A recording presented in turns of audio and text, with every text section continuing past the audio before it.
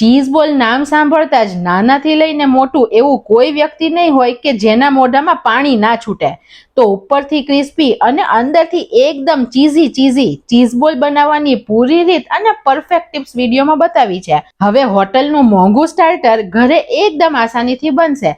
Video પસંદ આવે તો લાઈક આપી રૂપલ્સ ટેસ્ટી ટ્રીટ્સને સબસ્ક્રાઇબ જરૂર કરજો. Happy cooking, enjoy eating. સૌથી પહેલા ચીઝ બોલ બનાવવા માટે આપણે 4 નંગ જેટલા બાફેલા બટેટા લીધા છે.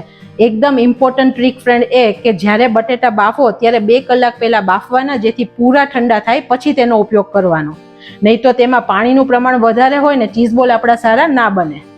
બિલકુલ ગાંઠા ના રહે તેની માટે આપણે તેને છીણી લઈએ. તમે મેશરથી મેશ પણ કરી શકો છો. ચીઝ બોલને એકદમ સરસ સ્વાદ દેવા માટે આપણે 2 કળી જેટલું લસણ એડ કરીએ છીએ, જેને પણ આપણે છીણી લઈએ. ફ્રેન્ડ્સ, આમાં લસણનો વધારે પડતો સ્વાદ નથી દેવાનો. એક ખાલી થોડો ટેસ્ટ આવે તેટલું જ લસણ એડ કરવાનું છે. આપણે અમેરિકન મકાઈ લીધી છે, જે એકદમ જ્યુસી ને તાજી હોય તેવી આપણે લેવાની. આપણે તેના 2 ભાગ કરીએ અને આપણે તેને સમારી લઈએ. એકદમ ફ્રેન્ડ કૂણી મકાઈ છે, તેથી આપણે બાફશું નહીં તો પણ સરસ મર્જ થઈ જશે. જો તમારા કોન વધારે પડતા કડક હોય તો તમારે થોડો પારબોઇલ કરી અને પછી તેને હાફ ક્રશ કરી લેવાના. 1/4 કપ જેટલી મકાઈને આપણે ચોપરમાં હાફ ક્રશ કરીએ. આપણે તેની પેસ્ટ નથી બનાવવાની, ખાલી અધકચરા જ ક્રશ કરવાના છે. 1 થી 2 જ વાર આપણે કરશું. ક્રશ કરેલા કોન એડ કરીએ. 2 ચમચી સમારેલું કેપ્સિકમ એડ કરીએ. 2 ચમચી એકદમ ઝીણી સમારેલી ડુંગળી એડ કરીએ. 1 ચમચી કોથમીર એડ કરીએ. 1/4 ચમચી ચીલી ફ્લેક્સ એડ કરીએ. અડધી ચમચી પીઝા સિઝનિંગ એડ કરીએ છીએ. 1/4 ચમચી જેટલો મરી પાવડર એડ કરીએ છીએ. 1/4 ચમચી જેટલું મીઠું એડ કરીએ. પછી આપણે ટેસ્ટ કરીને બીજું એડ કરી શકીશું. 2 ચમચી જેટલો કોર્નસ્ટાર્ચ એડ કરીએ, એટલે કે કોર્નફ્લોર એડ કરીએ, જેથી બાઇન્ડિંગ સરસ આવે. હવે આ બધું આપણે સરસ મિક્સ કરીએ.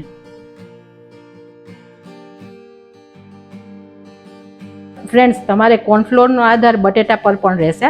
જો બટેટા વધારે મોઇસ્ચરવાળા હશે અને બહુ જ ઢીલું સ્ટફિંગ લાગે તો તમે બીજો 1 થી 2 ચમચી જેટલો કોર્નસ્ટાર્ચ એડ કરી શકો છો. પણ જો બટેટા ફ્રેન્ડ્સ ઠંડા હશે ને તો લગભગ આ પ્રોબ્લેમ નહીં આવે. એકદમ ઇઝી, સહેલી અને બધાને ભાવે એવી આ રેસીપી છે ફ્રેન્ડ્સ. સરસ આપણે લોટ જેવું મિક્સ કરી દેવાનું છે. આ ટાઈમે તમે મીઠું ટેસ્ટ કરી શકો છો. તમને ઓછું લાગે તો તમે એડ કરી શકો છો, પણ પાછળથી આપણે ચીઝ પણ એડ કરવાની છે તો ચીઝમાં પણ થોડું સોલ્ટ હોય છે, તો મીઠું પ્રમાણમાં નાખવાનું. હવે આપણો લોટ પ્રિપેર થઈ ગયો છે. સરસ લોટ જેવું ટેક્સચર આવી ગયું છે. હવે આપણે સ્લરી બનાવીએ. અત્યારે 3 ચમચી જેટલો કોર્નફ્લોર લઈએ છીએ અને 3 ચમચી જેટલો મેંદો લઈએ છીએ. તેમાં 1/4 ચમચી જેટલું મીઠું એડ કરીએ ને 1 પિંચ મરી પાવડર એડ કરીએ. આ બધું આપણે સરખું મિક્સ કરી દઈએ. જરૂર પ્રમાણે પાણી નાખી અને બેટર બનાવીએ.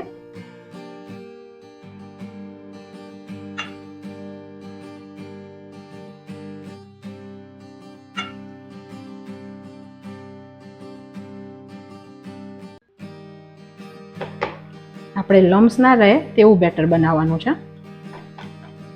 અને આ બેટર ફ્રેન્ડ્સ વધારે પડતું પતલું નહીં બનાવવાનું. જો પતલું હશે તો ચીઝ બોલ ફ્રાય થતી વખતે ખુલી જશે, અને જો બહુ જાડું હશે ને તો થોડા ખાવામાં ચ્યુઈ બનશે, એટલે કે થોડા ચવળ લાગશે.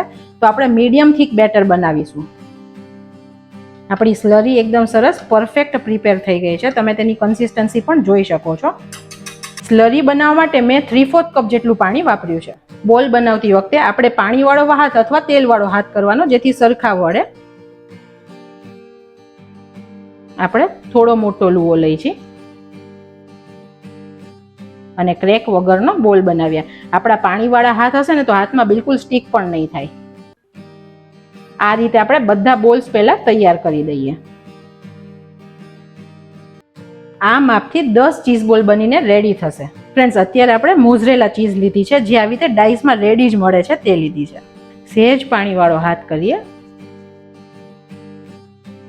બોલ લઈએ અને તેને દબાવી અને વાડકી જેવો શેપ કરીએ. થોડો ખાડા જેવો શેપ કરવાનો ફ્રેન્ડ્સ. અને પછી ચીઝ હોય તેને થોડી દબાવી દેવાની આવી રીતે હાથેથી, જેથી સરસ મિક્સ થઈ જાય. ડાઈસ છૂટી છૂટી ના રહે ફ્રેન્ડ્સ. અને આપણે આવી રીતે વચ્ચે ભરવાની. એકદમ વધારે ભરશો ફ્રેન્ડ્સ તો કેવું થશે કે ઘણીવાર ખુલ્લી થઈ જશે. તો આપણે માપે ચીઝ ભરવાની અને પછી તેને આવી રીતે દબાવીને પેક કરવાની બધી સાઈડથી બોલને. ક્યાંયથી બોલ ખુલ્લો ન રહેવો જોઈએ. પહેલા સરખો સીલ કરી દેવાનો, પછી તેને ગોળ શેપ દેવાનો.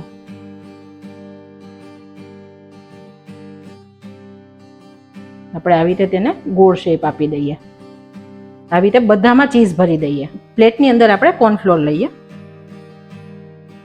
જેને થોડો ફેલાઈ દઈએ. બોલ્સને આપણે એકવાર કોટ કરીએ કોર્નફ્લોરમાં, જેથી તે પૂરા સરસ ડ્રાય થઈ જશે પહેલાં. અને વધારાનો બધો લોટ આવી રીતે હાથમાંથી કાઢી લેવાનો. જસ્ટ કોટિંગ જ જોઈએ છે આપણે. ફ્રેન્ડ્સ જ્યારે ચીઝ બોલ બનાવીએ ત્યારે ડ્રાય બ્રેડ ક્રમ્સનો ઉપયોગ કરીએ છીએ. હવે બધી જગ્યાએ ડ્રાય બ્રેડ ક્રમ્સ નથી મળતા, તો આપણે તેને ઘરે બ્રેડમાંથી પણ બનાવી શકીએ, જે આજે હું તમને બતાવું છું. બ્રેડ ક્રમ્સ છે ફ્રેન્ડ્સ તે બે પ્રકારના હોય છે. ઘણીવાર અમુક રેસીપીમાં લોકો એવું કહેતા હોય છે કે ફ્રેશ બ્રેડ ક્રમ્સનો ઉપયોગ કરવાનો.